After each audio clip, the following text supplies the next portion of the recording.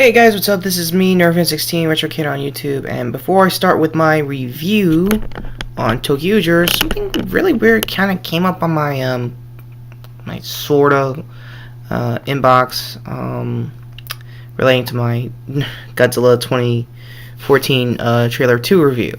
I don't know why, but this channel Blafy, I can't pronounce it right, but it's BLO Fly Guns. And for some reason, despite having a pretty good Google Plus page, and I know no one really cares about Google Plus, am I right? Whatever. Supposedly subscribed to a boatload of Nerf channels, myself included. With minor research, this guy's not really doing anything stupid, not spamming my videos or anything, so that's a plus, I guess. I thought, and for some reason, every single post has like this thing about saying guns that shoot 100 feet away that aren't expensive and they can shoot. I'm like, okay. It's not just me; it's like a bowl of other channels. So in case this thing, sucks or in any way, they'll know, and I'll probably find some way to figure this out. So until then, that is a confusing worry. I don't know why. Anyway, on to what's really gonna happen. My overall impressions on ToQger, I might as well call their full team name, Russia Sentai ToQger episodes 1 and 2. That's probably why I didn't do it for an entire week, because I wanted to get an idea on these guys. And as you may have noticed, sup, I'm Troy, and apparently these guys are gonna take over me. No, they're not gonna take over you. They're gonna replace you in like 4, maybe 30 years, depending on how Saban really works. Yeah? Explain the dinosaurs. Point taken. So yeah, and then since this is technically a Sentai review, I might as well get the other elephant out of the room. Well, what the hell? Why did you take me away from this? You! It's a conspiracy! No, dude, it's not. Just chill. Okay. Review our successors. Alright, dude, I'm going to, alright? Alright, jeez. Power's back on. And, Joy, do you want to keep an eye on him? Yes, I will. Come here, big boy. Hey, don't big boy me, I'm your suppressor. Turns out the chicken thing works after all. Alright, so with all that out of the way, let me really get to my honest thoughts on ToQger. Imagination land. That's all I'm getting so far, seriously, with this team. And that's not really like a bad South Park joke. It pretty much sums them up. Despite the fact that they have a train motif, which I guess is a first for the series. I keep thinking it is. I know they've done train mechs. I don't know if they did a full-on train team. And this time around, they're all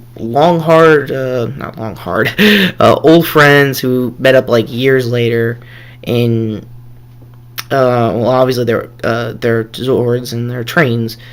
The beat I got out of episode 1 was definitely more clean cut than a lot of Sentai before, which, it's understandable. It's a kid's show. They got to do that now. I was genuinely surprised on everything else. As far as like mid-level combat goes, they were doing good with their gunblades, which is a nice thing to see again. I mean, I know Kyoryuju had their own version of a gunblade, but not like in a transforming kind of sense. I know it was a snap-on kind of gig, and that was not bad too. I just like having them together. I don't know. It's probably because I'm a Kamen Rider Wizard fan still in heart. I don't know. But that's not. I mean, that's not bad. I mean, they really are hardcore with the train thing. In their first early morphs, they have like in my case, in my town, in my state, and probably a lot of others, they have like a yellow line area that you're not supposed to go over because then you tip over the edge and the rat tracks fucking get you.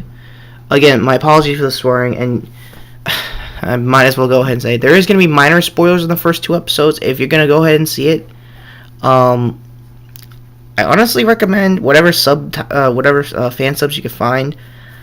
I think they're on the same company that's doing Gaim this year, Overtime, and TV Nihon as always. If you want to handle the wait a little longer, TV Nihon sub wasn't really that bad. I personally take Overtime because it gets straight to the point and still keeps the Japanese along with its theme.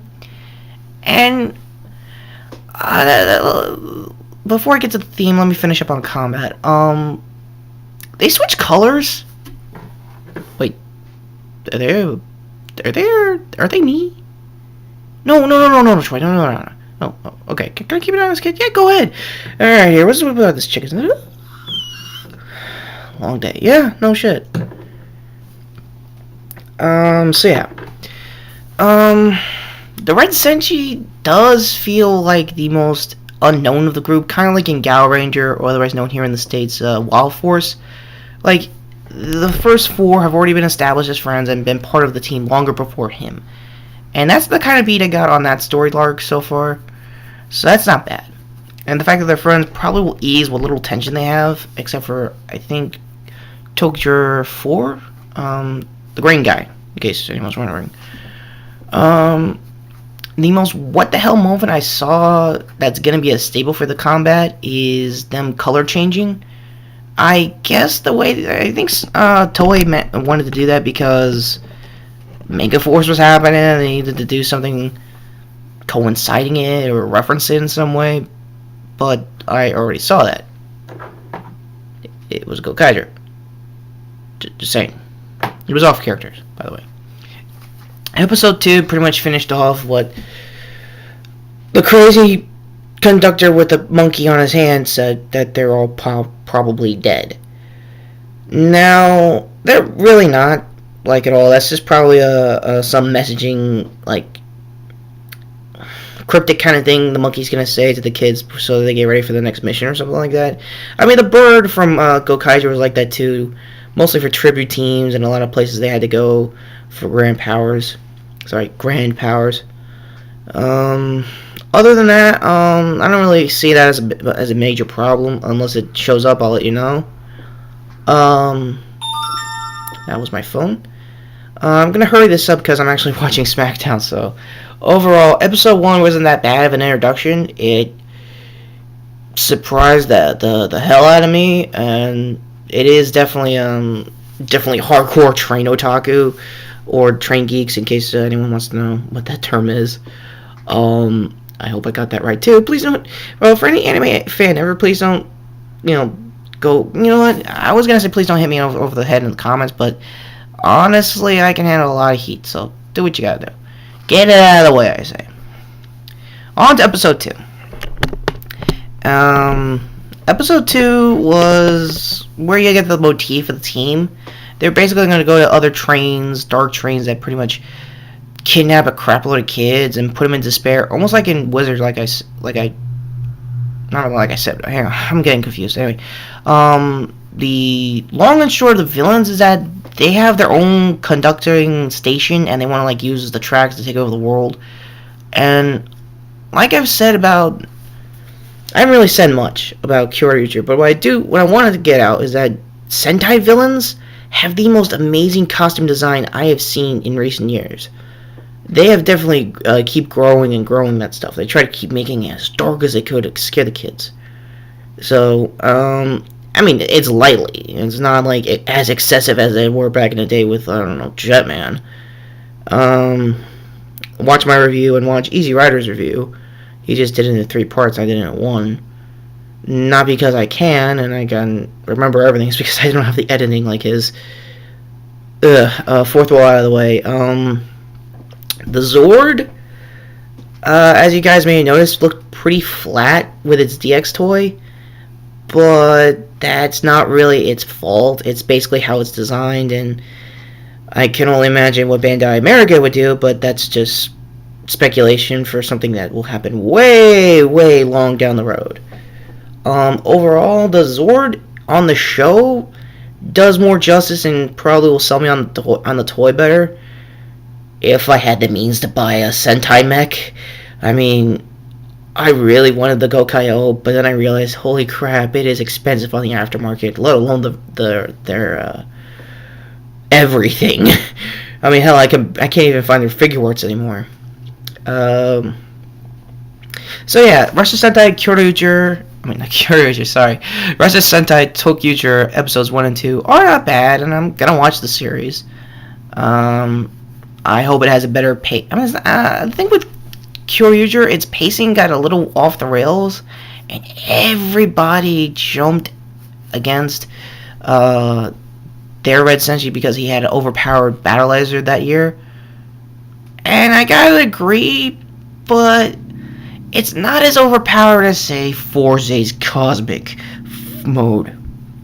Sorry, I'm not a big fan of Kamen Forze. I used to, and for anyone who wants to know, that was my first weekly series of any Kamen ever that I tried to watch. It just had my interest, I just couldn't hold it in at the end. And I really don't hope Sentai doesn't do that kind of storytelling. And if it does, then I've been a long-time Power Rangers fan, now Super Sentai, and probably I could find an understanding why. It's probably, and that's the thing, this show is aimed for a younger audience than Kamen Rider. So it would make a lot of sense that they would have to ditch a few subplots or go places that they don't want to go just to get an episode done. But I still respect the hell out of the suits, I still respect the hell out of the costume design, and the same thing with Forza. I respect the hell out of the fight scenes, it's just the story weakened it on my end. So with a long, crazy Toku rant out of the way, this was NerdFan16, Retro Kid on YouTube. And this is gonna be an interesting year. I'll have Nerf updates on that thing, see if it's like a cool website or not, if it at all has one. ToQger, oh boy. If there was a train joke, I would put it there right now. Take care, guys. Have a good weekend.